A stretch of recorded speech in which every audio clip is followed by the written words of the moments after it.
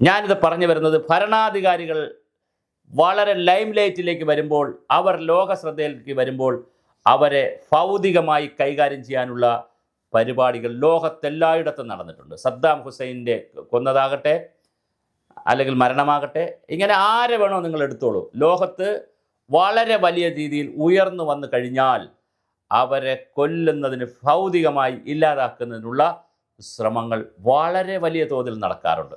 അതിൽ മുന്നിൽ നിൽക്കുന്ന രാഷ്ട്രം തന്നെയാണ് അമേരിക്ക. അമേരിക്കയെ സംബന്ധിച്ചിടത്തോളം ഒന്നുകിൽ ഇപ്പോൾ ഈ ശ്രീലങ്കൻ വിഷയത്തെ ഒരു ആഗോള വിഷയമാക്കി മാറ്റുന്നതിലും അത് രാജീവ് ഗാന്ധിക്കെതിരെ തിരിക്കുന്നതിലുമൊക്കെ അമേരിക്കൻ ചാരസംഘടനകൾക്കും അമേരിക്കയ്ക്കൊക്കെ വലിയ പങ്കുണ്ടെന്നാണ് ചരിത്രത്തിൽ പറയുന്നത്. പക്ഷേ അതൊന്നും ആരും ചർച്ച ചെയ്തു പോകുന്നില്ല എന്നുള്ളൊരു വളരെ ഖേദകരമായ കാര്യമാണ്. ഞാൻ ഈ ചരിത്ര പശ്ചാത്തലം പറഞ്ഞത്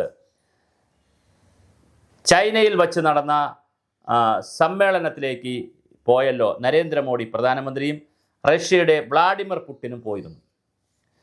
എന്തുകൊണ്ട് വളരെ പെട്ടെന്ന് വളരെ വലിയ സൗകര്യങ്ങളുള്ള ചൈനയിൽ, നമ്മെപ്പോലുള്ള രാജ്യമല്ലല്ലോ, എല്ലാവിധ രഹസ്യ സംവിധാനങ്ങളുമുള്ള രാജ്യത്ത്, എല്ലാവിധ ഹോട്ടൽ സംവിധാനവുമുള്ള രാജ്യത്ത്, മാത്രമല്ല പ്രധാനമന്ത്രി പ്രസിഡന്റിൻ്റെയൊക്കെ വസതികൾ എന്നൊക്കെ പറഞ്ഞാൽ വളരെ വിപുലവും വിശാലവുമാണ്, നമ്മുടെ രാജ്യത്തെ പോലൊന്നുമല്ല.